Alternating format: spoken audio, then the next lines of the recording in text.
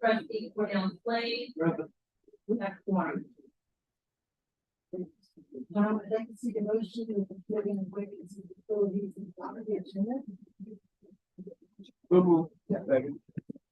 I'd also like to see the motion of the committee and finance and facilities to approve the minutes of the open session on February 27th, 2024. Good.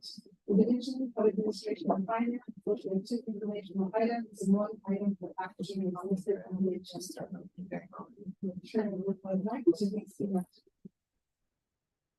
Good afternoon, trustees, Chair Holloway, Chancellor Lane, and subcommittee chairs.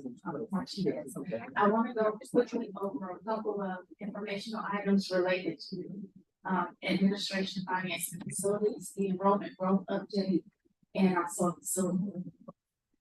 So we received the information related to the enrollment for the year ahead. So based on, while we did have significant growth this past fall, when we looked at where we landed for the previous spring, as well as our numbers for summer, it still resulted in next year we will have an enrollment reduction. Now it is less than what we suffered this year. And so the enrollment reduction for 24-25 is a negative $1.2 million. And then, you know, we also have the performance metrics that are part of that. And so we met 2 of the 6 metrics, which resulted in additional funding of $502,000. So when you net those out, the reduction that we would take next year is $781,000. So move to the on-points budget, that is reflected in the academic affairs budget submission. But I just wanted to go over that information. And this is just that on the Excel page. Any questions, please? Which 2 metrics we actually the 2 measures that we achieved were the student debt ratio, lowering the student debt, overall debt. Because it's otherwise, yes, to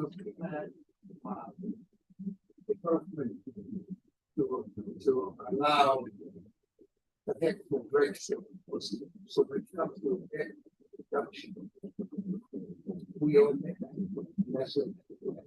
There's 2 measures related to that unit.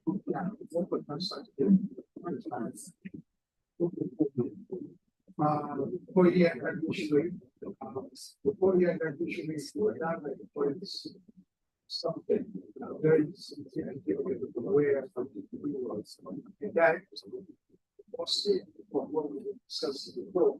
So when you look at it, because it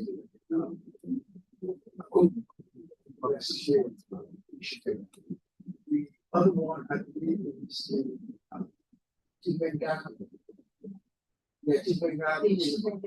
how many you have to try to understand out of 100 students that you are doing. That's how they calculate.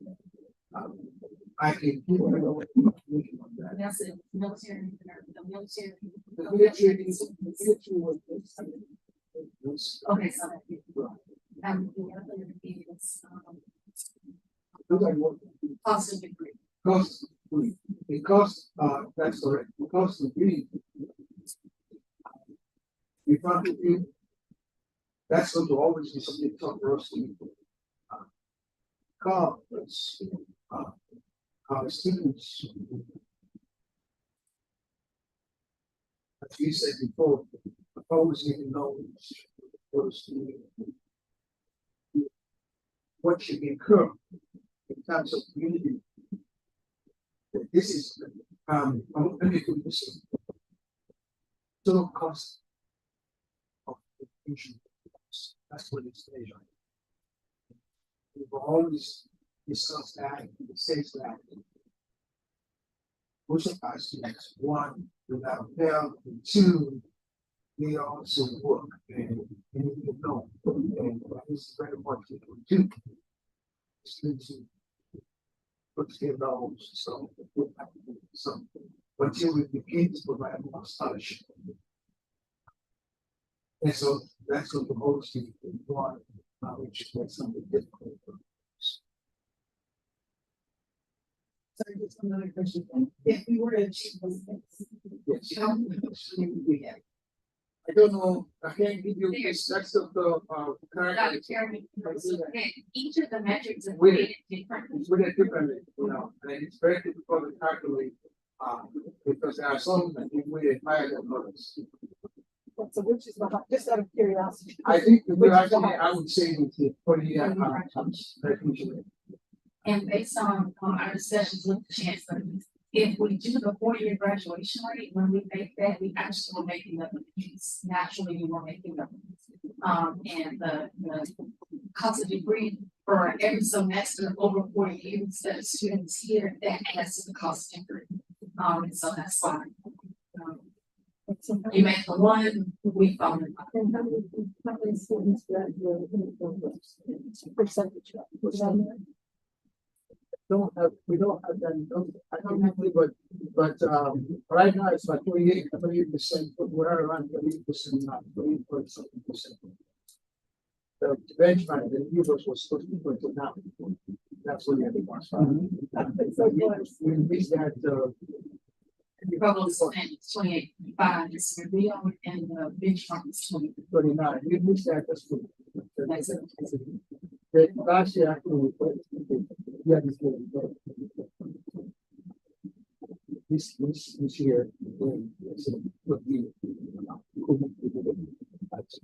we have put the strategies and put in place now where we are maximum tracking this.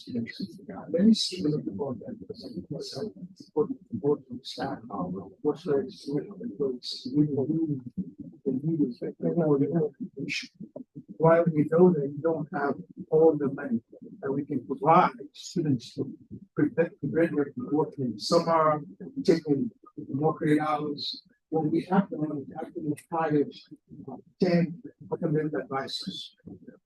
They need tracking the students, for graduation. In other words, this is the coming this year. We already know when they're going to graduate. And so we put advisors through that. That will be tracking them to make sure that they are registering for the right classes, taking up classes. If we also need financial support, we will be able to identify that, which sensor is working to provide money for them. We believe we can do that, but it's going to require us to pay more attention and provide more resources for those students. And so that's what we're doing right now. Confident that perhaps December or so, we should move to the first on the cost of education, realistically, parents won't be able to pay more going forward. At the same time, I dropped the amount of governmental scholarship money going down. So it seems to me we're stuck in catch 22 that once the parents create more income than they do, or government starts to get more scholarship money. They're either going to work or take a loan, which again makes this our method. That's the point that we're saying. I wasn't trying to make it so put together and all has to make say something question of special and I think the right it's all education and different senses that's what happens. And so when you look at education, it's starting again, as you said, our students different ways to attract some of the students. So they're not normal. If they spend more than 4 years, they can spend more. And some of them spend more than 4 years, not because they want to do it, because they have other things. We have to push some school work very soon. So that's a very difficult one. The only way we can cut that back is where we provide more scholarships for our students so that the mental expense can be minimized. Now, even when we do that, we talk about the fact that our students also have to we try to accommodate needs that are not even, they are related to going to school. We have a private outside there, cars, that's the car, you know, and you throw that together, we are related to space.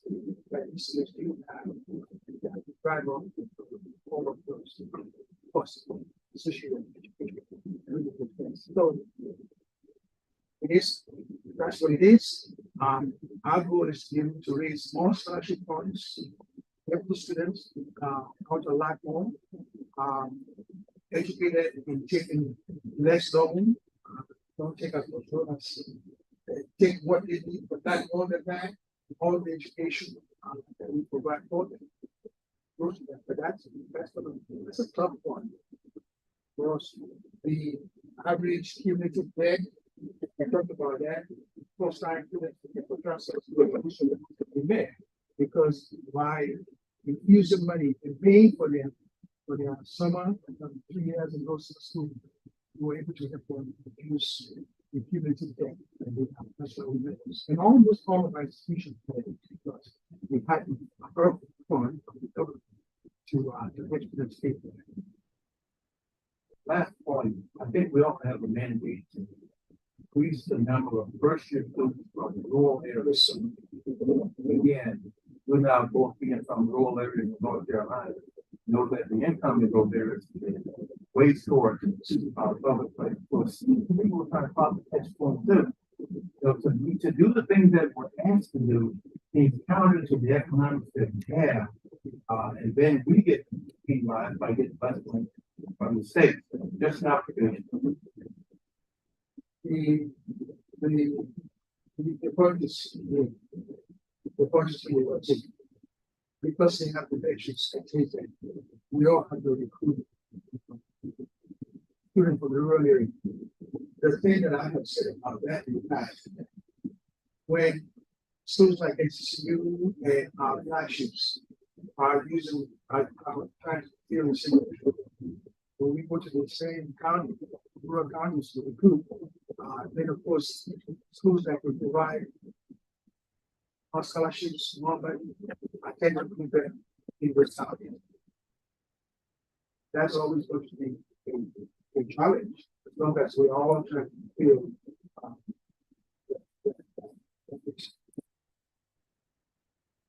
So yeah, you all right? I've got a problem. I'm sure you can help me. So that's Skip this video. so the point is in, but nevertheless, we believe there are strategies that we can work to people satisfy themselves. The point is, what's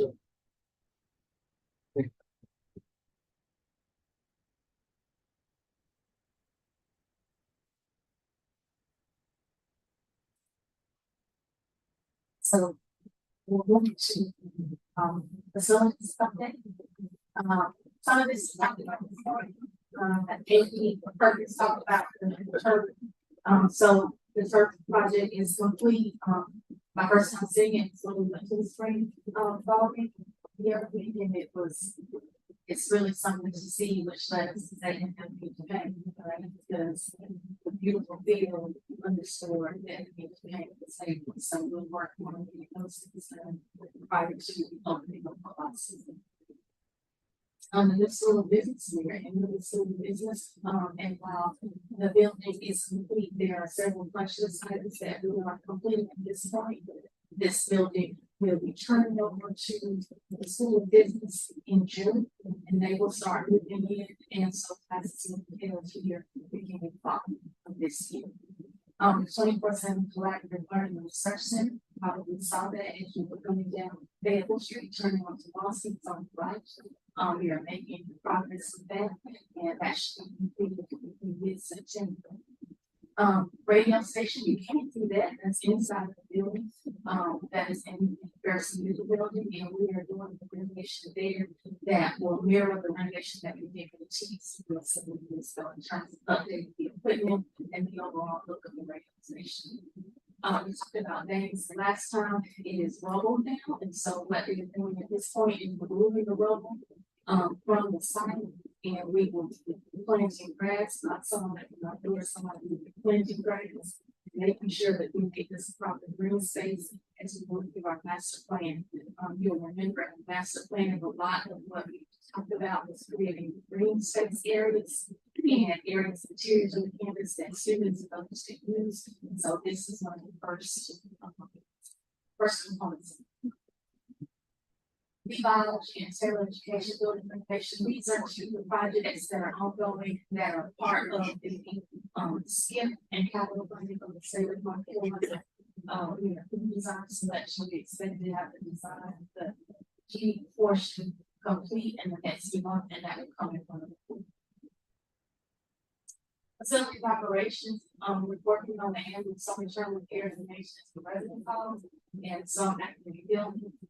We are upfitting some buildings with temporary chillers while we are using our ARPA funds to order and replace chillers on several buildings, but because that's the wrong lead time, we're trying to be preemptive and bring in some temporary chillers out of the weather last week beat us to it because we get 80 degrees in April, which no one expected.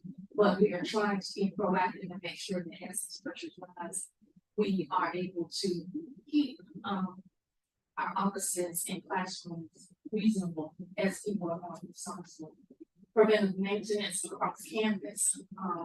We are working on preventive maintenance so the campus electrically working through the energy. This is also something that the UNC system has taken up in terms of the infrastructure of campuses, those things underground that you cannot see. Almost all of our campuses, because of the years that they were incorporated, are on steam. Steam is old technology at this point. We have, I think there are 5, I would say, young men in the steam plant.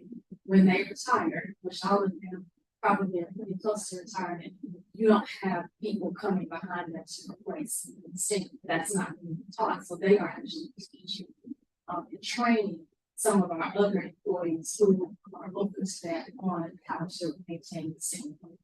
But that is something that the UNC system is looking at, steam and also the electrical grid, where most of our grids were put in place. We did not have all of these computers. We did not have smart classrooms. And so we are being overloaded on our campuses with the use of the electrical grid. And so that is not something that any one university has capacity and funding to take care of. That is something that we are putting information together to go in front of the legislature as terms of the UNC system. Because this is going to be something, and this is also not something that I can ask the tester to do a campaign. Nobody wants to give to steam pipes and electrical grid and not even. So that's definitely something that we'll be working on the state. We are doing LED lighting upgrades across the campus, and we are still working on the recovery of the building automation system. So we have the cyber intrusion. Most of our buildings are now maintained building automation systems from the physical plant. It wiped out all of that technology. So we're having to rebuild and working with some of our corporate partners and Johnson Controls and others, Siemens, bringing those systems back up. So right now we have several people on our facilities team. You may have seen them in this building earlier. They're having to go around and manually make sure buildings are where they need to be a couple of times a day until that system is rebuilt. That's taking us a little longer than we expected that it would take, but we continue to work. Any questions related to facility and finance update? Those are the 2 information lines. Can you tell the board members that we anticipated 84 and 30%? Yes, that is expected to be completed in mid-September of 2024. So it will be completed during the fall semester that's coming. Also, we could talk about what this is that building stuff. Sure. What we should do that. Sir. So the 24/7 collaborative learning research center, the vision for that is that it is a collaborative space that primarily our graduate student population can use. And so it gives them an opportunity to be 24 hours a day. We will have a police officer that is stationed there at all times. It will be keyless entry, so only people who have a swipe card will be able to get into the building. But it has very open spaces, it'll have open spaces, desks, chairs, small tables, technology, so they can actually put something up on the screen and everybody's looking at it together.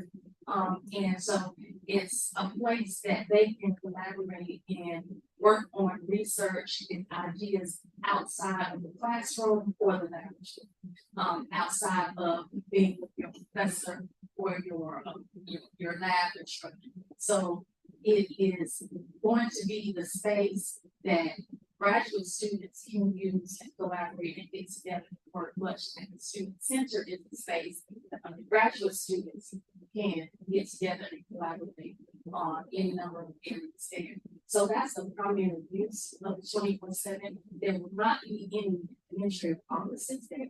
It will be student use, and we will have a small retail boutique vending area there. So it will be more than the chips and cracker machine. It will have some of the sandwiches and other things that they can get while they're in the space. I just have give up on the student. We had a tour of NCCU, which you're very familiar with, several years ago. They have a space like that. Part of what we're trying to do here is simply to encourage, we can talk about moving to research and until we create a space that allows for that kind of collaboration to occur. We wouldn't have the education. So we took that idea from there, and we just beat that. That space that should be served would allow faculty, graduate students, have an end-to-end place for collaboration research. Spaces that we don't already have where we can do work for 4 hours. If we have guests from other schools, that's what that place is designed for. That would no competition force for them. So that is for the the innovation and collaborative aspect of our research. We have a place to do. So mass have building, it's not the likeness building, but it's going to be there where anyone who's a paper research can actually have they can reach that page for a period of time to be able to do their work and we want to make sure that the board is fully aware. You mentioned cybersecurity as part of the private. We know it's a total cost of better than eight for within the total done. We're collecting that information now. Joel, our CIO, he provided some information. I have the last piece of information and it's from facilities. And so we're right now quantifying the cost of bringing up the building automation system. But today we're in about 400,000 is what we have to put in our own funds to get everything back up to speed. And we'll be submitting that to our insurer to see how much of that they will be able to recover from them. I know that was a big process. There is also a cost related to there's also a cost related to the lack of productivity and also use. Is that going to be also included? We will capture that we've already talked with insurance. That is not something that we can recover. We also have a loss of revenue as it relates to not having to close down the retail operations because you cannot use the component. Our campus enterprises group is actually pulling that information together now. And so I should have more definitive costs when we come in June about just how much the impact of the cyber true costs. And I don't know if Joe has. Just let them go say. I think it's important for us to let the board know. Mr. Payson is actually able to sit with us very appropriately to start he's at the end, almost at the end of the process. I would just say we're back. If I could say 99.9% ratio. It's a very daunting stuff, but I truly thank you so much. I've seen all of the partners who work on that Hill's mission. For these orders of the Hill, I must be able to weather and deal with that. That's what they say. We've got companies.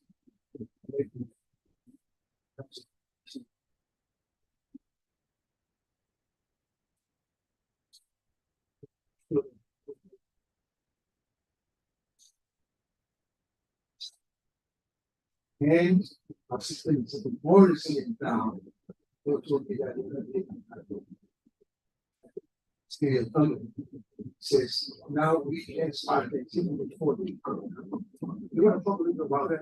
Yes, sir.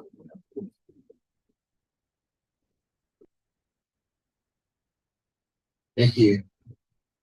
So yes, what we've seen is some of the controls that we've put in place are working, which is really encouraging. We've had a lot of sleepless nights as we've gone through the rebuild and recovery process. But as we have brought all of our systems online, again, we found that a lot of exercises where we can see a lot of the controls that we put in place, catching things, stopping things. We're continuing with our phishing exercises, so we know this as a result of phishing email. And what we were saying before was our click rate was really low. So we were only having 3% of our users click on we send out emails every month just to test people's acumen. Can you spot the phishing intent? Our success rate was really low, but it only takes one. So the bad guy has to be correct only one, and you have to be correct every single time. But what we do know now is the controls that we put in place, while we still might have someone that may inadvertently put the email. But now what we will have in place is instead of the whole campus going down, we may have one system or we might have a few systems that are impacted, but not to the extent where we reaching our campus data center. So it's unfortunate that we had to go through the exercise that we did, but again, a lot of the controls that we put in place now, we wouldn't have been able to put in place this speed if we've not been through this accident. So we are measuring this again.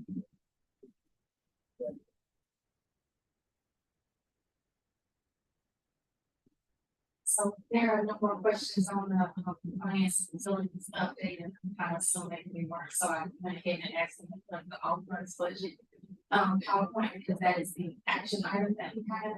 And so I think most of us have been through this background before because this is now our third year doing the all-funds budget. The one thing that I always point out at this point is that the reason that this is coming to play is because of the growth of the institutional funds of all of the UNC schools, where primarily the state appropriations and tuition was the largest component making up the budget. With the growth in the institutional trust fund, the non-state funds that includes things like auxiliary services, housing, dining, the Canvas Center. Those areas are growing and growing faster on some campuses, and so now in some cases that makes up a larger portion of the budget than the general appropriations. So the board of governors decided that they needed to be able to take a cursory look at that and also to have the board's of trustees see information from the institutions about how we're spending, what we're projecting to spend in the next year. Just as a check on how we're using our funds. And so the role of the board is to review this information and then as an action item approve the all-funds budget. The budget should align with strategic priorities, promote stewardship and financial sustainability, understand the impact of discrete decisions on discrete decisions and how academic affairs move through an enrollment reduction, but also understand that there still has to be growth that occurs in particular programs. Transparency and campus engagement and strengthening fiduciary responsibility of the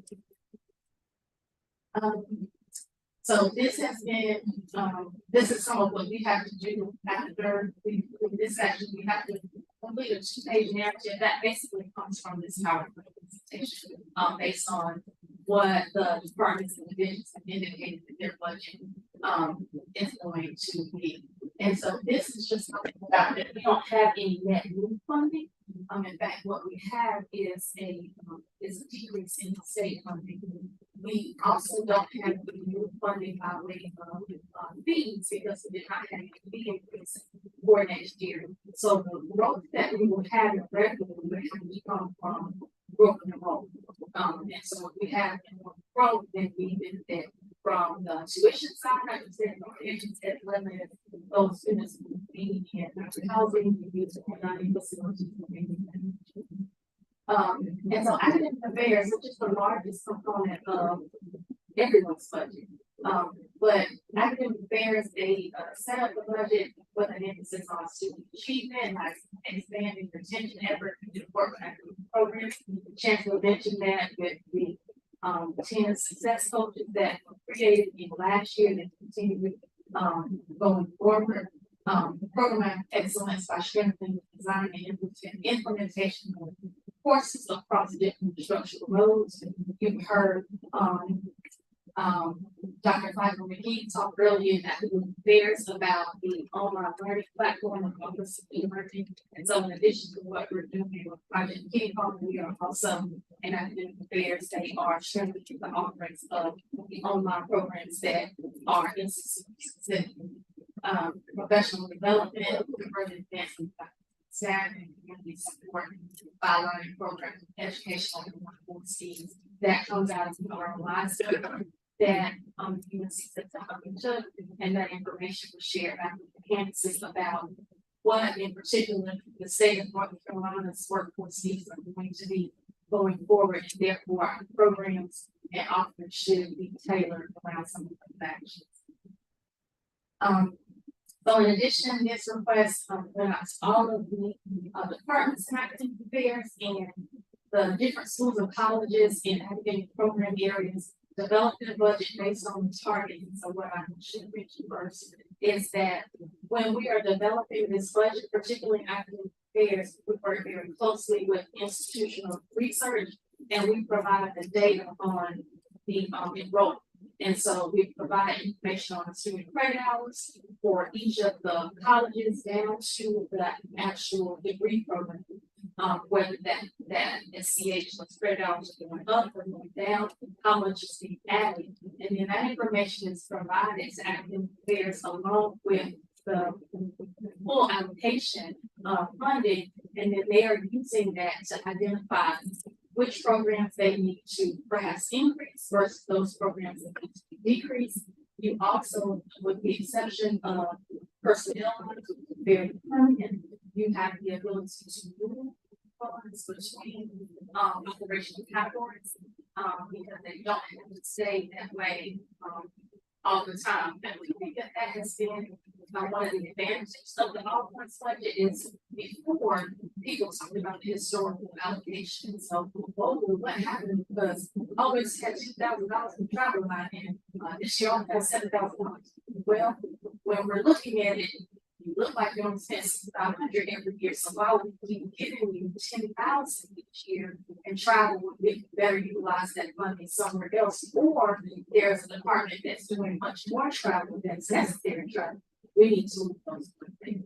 So this allows us to make those kind of discrete decisions. And student affairs efforts to enhance the career and professional development center, strategic funding to allocate support students' sense of connection both on campus and within the larger community. You heard Dr. Coleman talking a lot about that this morning in this section. Housing and residence life. So I misspoke. I said that we didn't have any fee increases. We did not have any required fee increases that went to the board of governors, we did have two fee increases that this board of trustees approved, and that was housing and dining.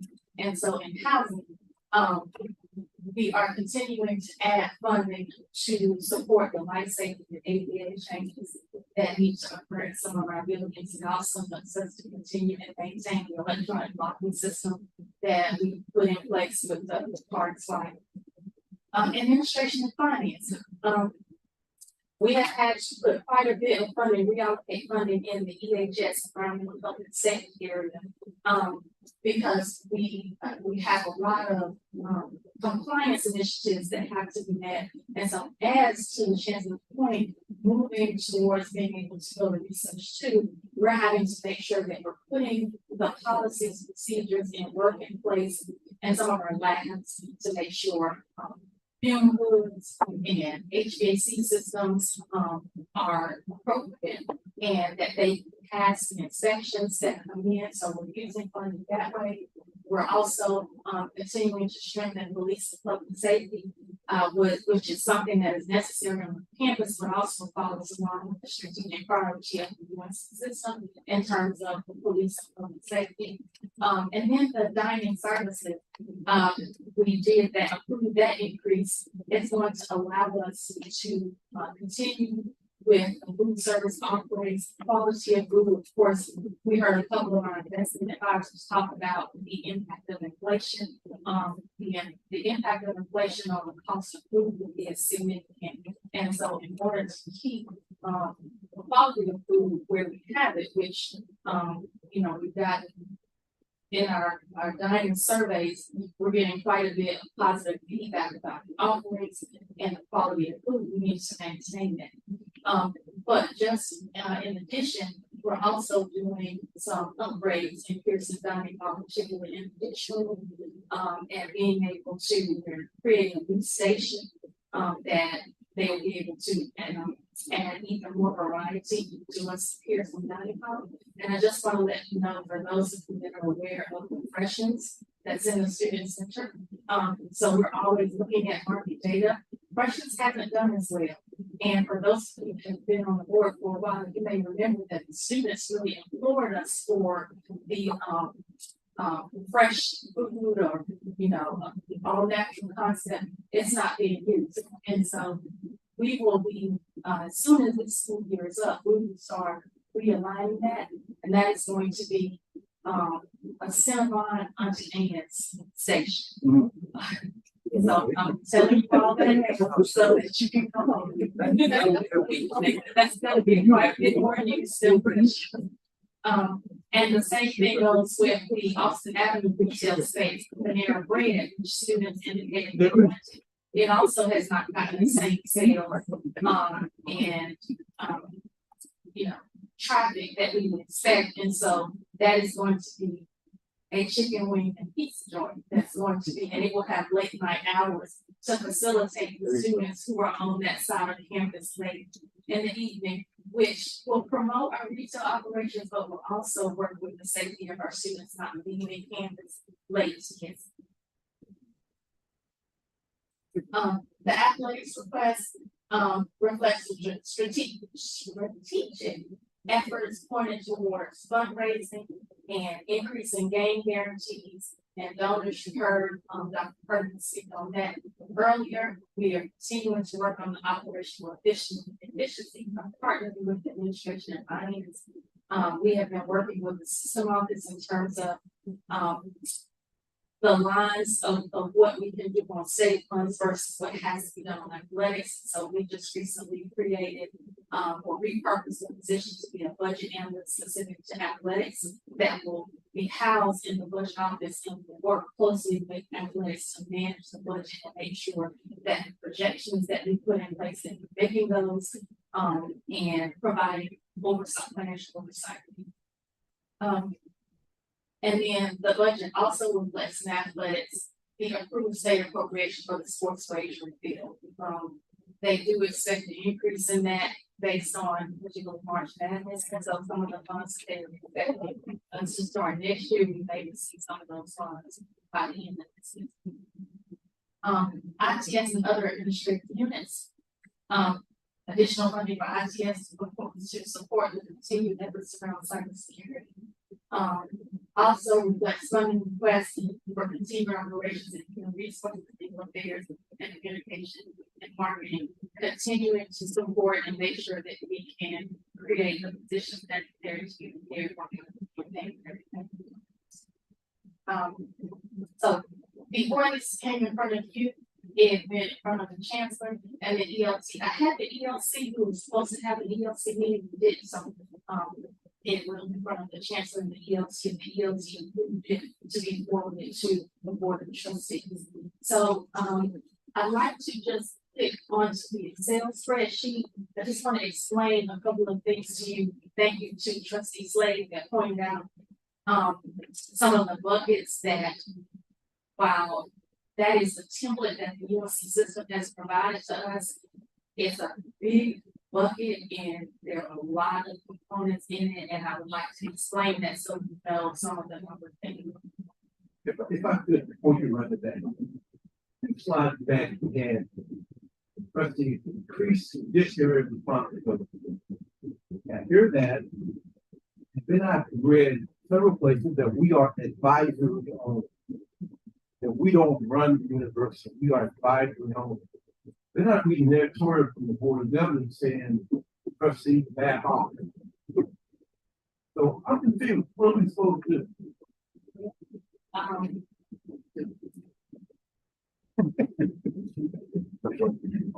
Thank you so much, Mr. Trustee. Well, I think,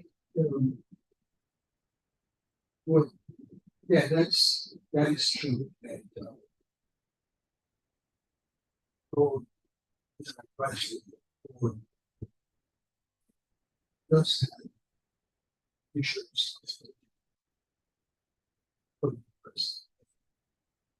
Really, very simple terms. In my own opinion, we additional. What we are doing here is really what that means. That's a really goes away. Understanding natural being read a lot of university when it comes to insurance.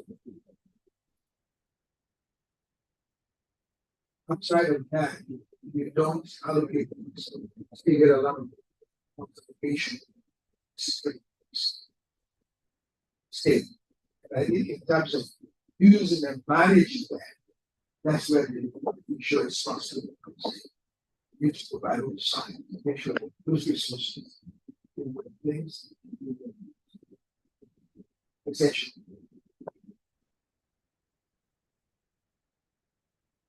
I don't have anything to add. It's, well, maybe I'll say this. I think the red line, as far as trustees, gets into the issues related to one, personnel. Number 2, the managing of functions around the university. I think people are willing to listen to what you have to say, but don't be offended by the fact that they don't do it.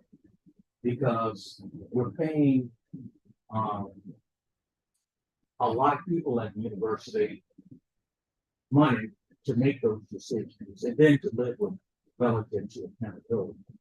Now, as a trustee, if you think you see something, say something to the appropriate parties, and then you can have that discussion, and that's what our full session is. But the reality of, for example, I'll just throw this out. I don't like the programs that we have at the School of Business. I want something different. Then that's not going very far. So it is around more advisory and I would say significant emphasis on fiduciary responsibility and not the day-to-day. Also that the boards and trustees just see the additional delegate authority to make some decisions at the board level. I think that is really what is listening. And I think that this is part of it. So without going through every line item, because I think you've had a chance to see this, I want to pull out, services, supplies, material, and equipment in every, department that's listed, you will see that that is a significant number. I pull up dining in particular, just as an example. So let me tell you, salaries and wages, easy, staff benefits, easy, scholarships and fellowship, easy, debt service, utility. Everything else is in services, supplies, materials, and equipment.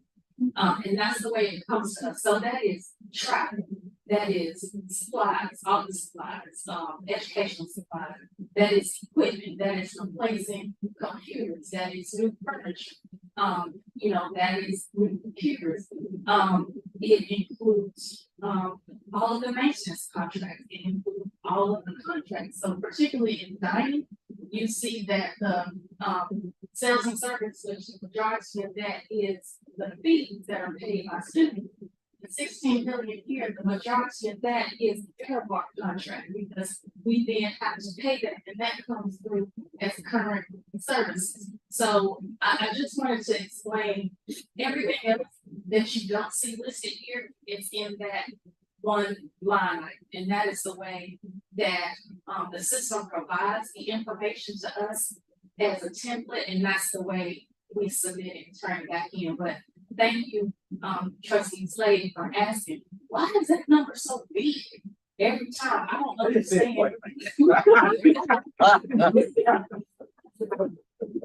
That's cool. Everything else that we do is in that line. And also you will notice, university administration, that is several offices. That includes the chancellor's office, legal affairs, university audit, marketing and communications. It is all of the administrative functions that are not in administration departments or not in advance. Most of the two that are pulled out. And when you see business affairs, that is primarily administration department, but that does not include facilities or police. Those are pulled out separately because of the importance of where you're spending the facilities and what's going on with your safety and security. So I wanted to kind of break down what you're looking at. And I'm free to answer any questions.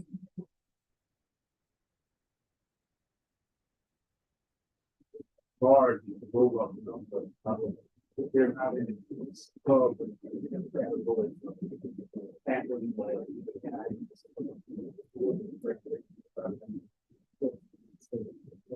So that is one of the areas that we have flexibility, so we're able to move that around as necessary based on the problem. My question. I think the motion to approve the all-purpose budget is for consideration of the full board. And tomorrow's presentation.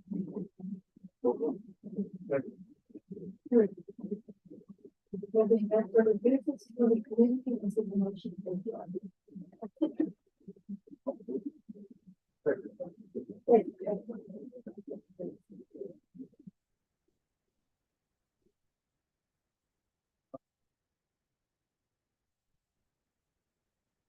So for everyone who participated today, thank you very much.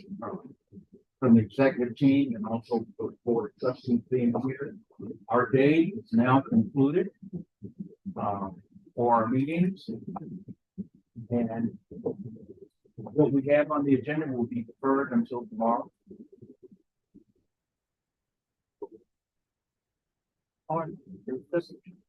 No, not every set. I don't want to get that big.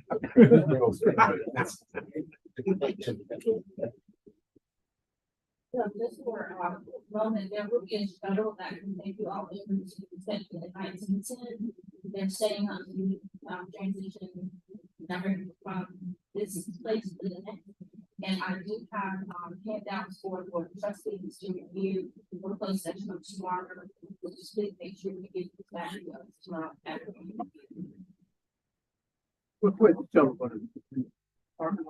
Yes, right on Duke Free. It'll be right on Duke Free, yes, sir.